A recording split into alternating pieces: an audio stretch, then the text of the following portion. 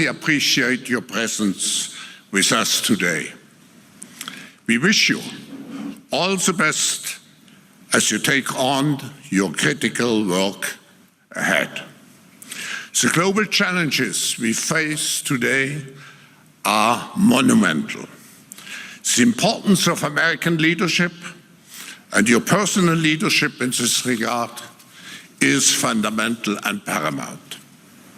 We are here to hear your vision and policies related to revitalizing the economy and addressing the global challenges. As you might expect, Mr. President, your return to office and your forthcoming policies have been at the focus of our discussions this week. The discussions among 3,000 political and business leaders from over 130 countries who came together here in Davos. We look forward to hearing first from you and then to the follow-up discussion with business leaders moderated by my colleague Børge Brende. Ladies and gentlemen, the President of the United States, Donald J. Trump.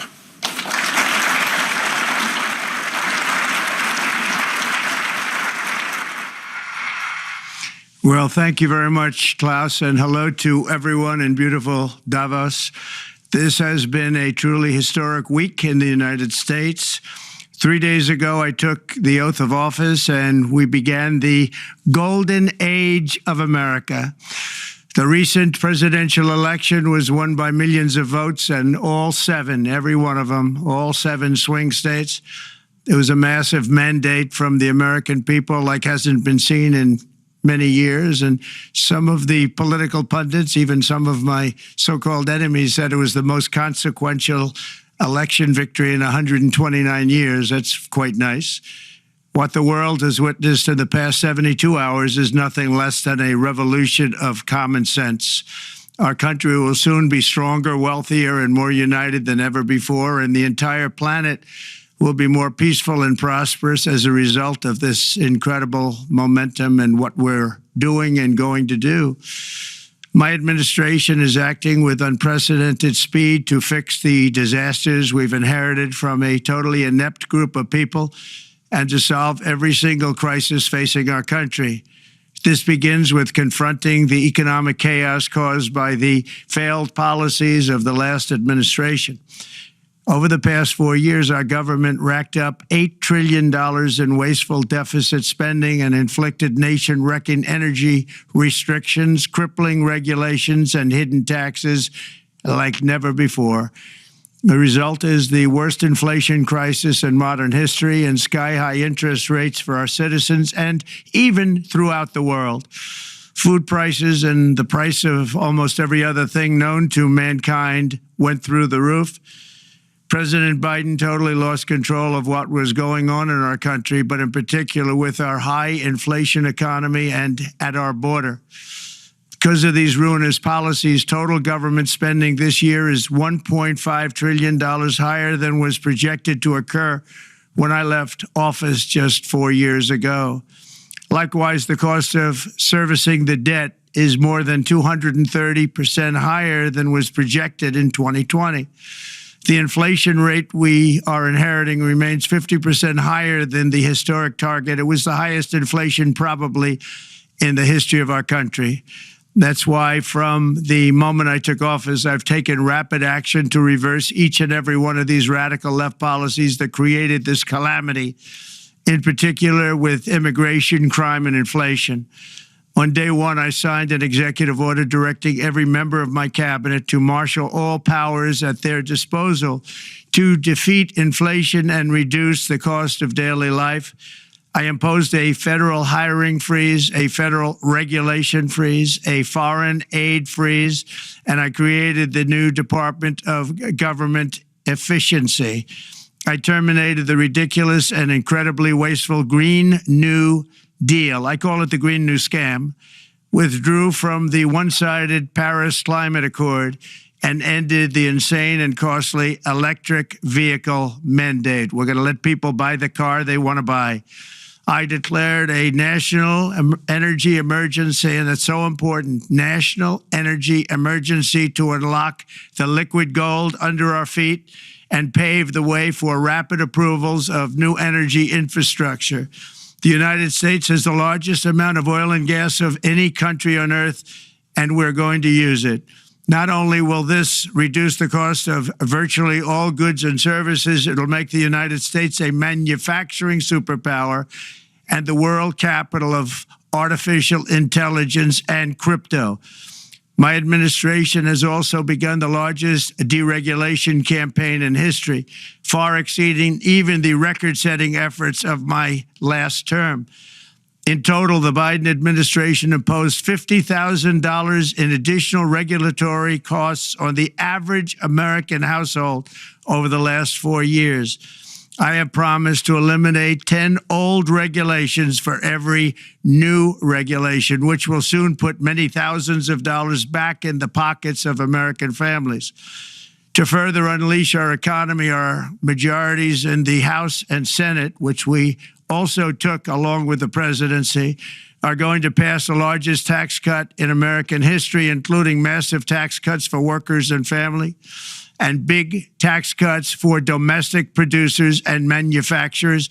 And we're working with the Democrats on getting an extension of the original Trump tax cuts, as you probably know, by just reading any paper.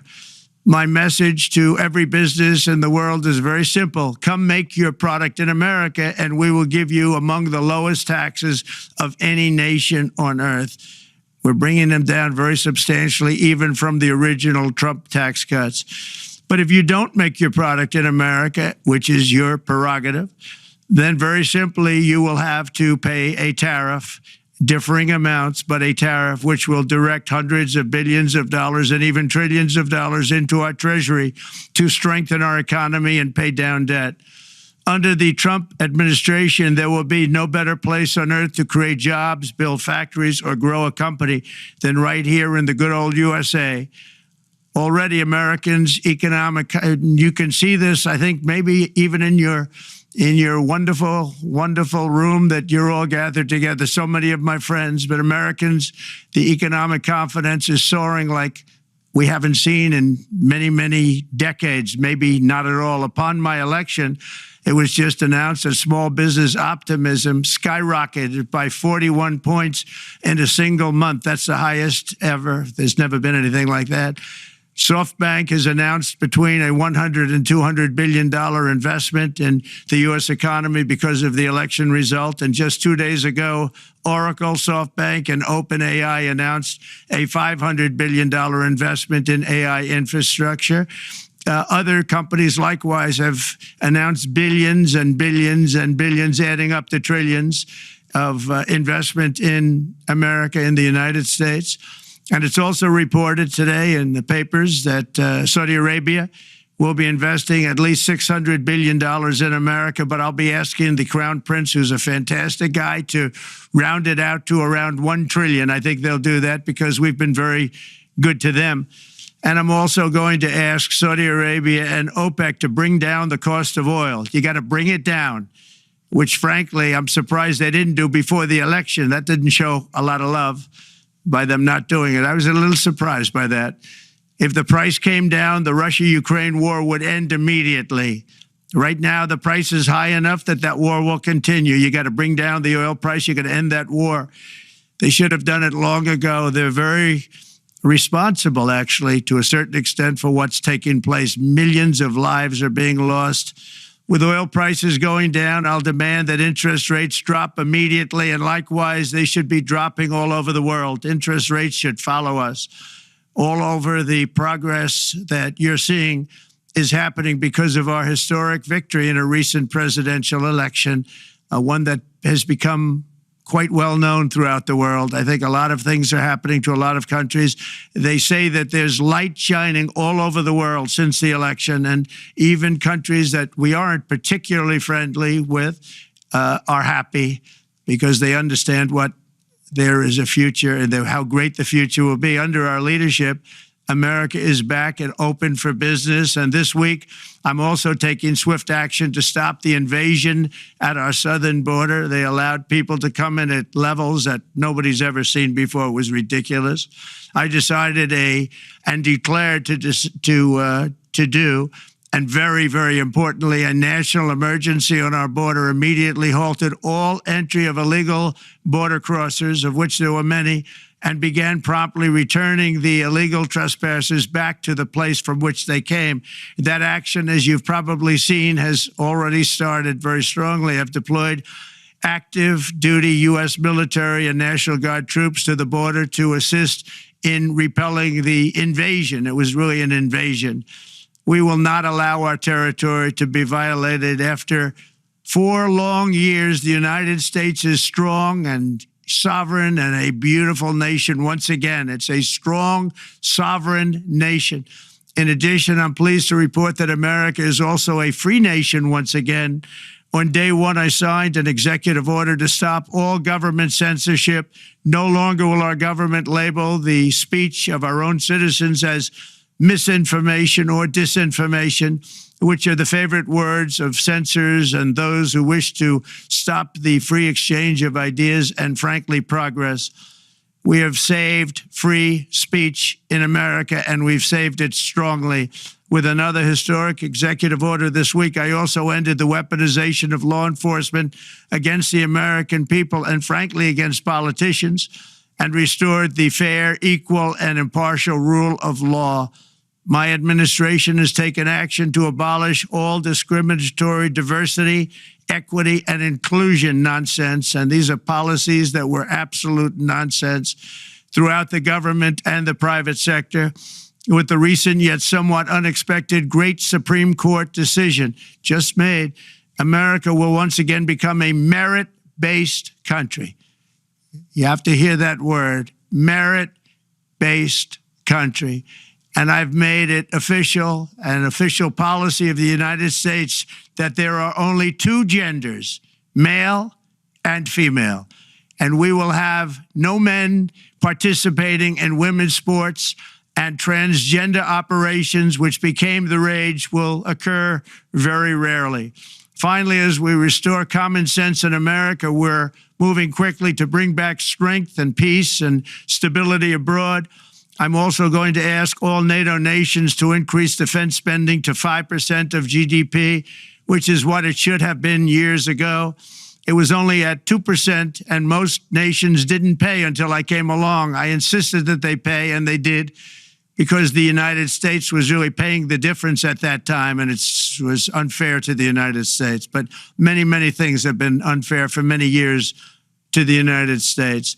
Before even taking office, my team negotiated a ceasefire agreement in the Middle East, which wouldn't have happened without us, as I think most of the people in the room know.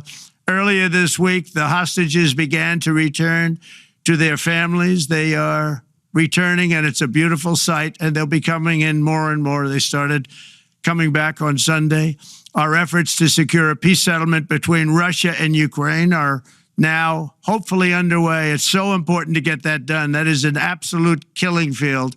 Millions of soldiers are being killed. Nobody's seen anything like it since World War II. They're laying dead all over the flat fields. It's a flat field farmland, and there's millions of Russians and millions of Ukrainians. Nobody's seen anything like it since World War II. It's time to end it. And here in America, we have big events coming up. Next year, we have the 250th anniversary of America's founding. I'm so honored to be president during that. That's been a big event. They've been talking about it for 10 years. We also have the World Cup, and I understand Gianni's in the room. Infantino, he was very instrumental in helping us get it. He's there with you someplace, I think, and I want to thank him for that. And then we have the Olympics coming up, which I was instrumental in getting also in my first term. And who would have known that by skipping a term, I would get the Olympics? I was upset. I said, you know, I got the Olympics to come and I won't be president. But it turned out through a stroke of luck, or whatever you might call it, that I'm going to be president during the World Cup and the Olympics and the 250th anniversary. So that's going to be 3 big events. and we've accomplished more in less than 4 days. We have really been working 4 days than other administrations have accomplished in 4 years, and we're just getting started. It's really an amazing thing to see, and the spirit and the light over our country has been incredible. Under the last administration, our nation has suffered greatly, but we're going to bring it back and make it greater, bigger, stronger, better than ever before. I want to thank everybody for being with you. I would have been there myself, except the inauguration was 2 days ago. I thought it might be a little bit quick to make it the first stop, but we'll get there one day. We hope to get there. But I do appreciate, I heard the audience is fantastic, and many of my friends are in the audience, and I will be taking questions now from some very distinguished people. Thank you all very much.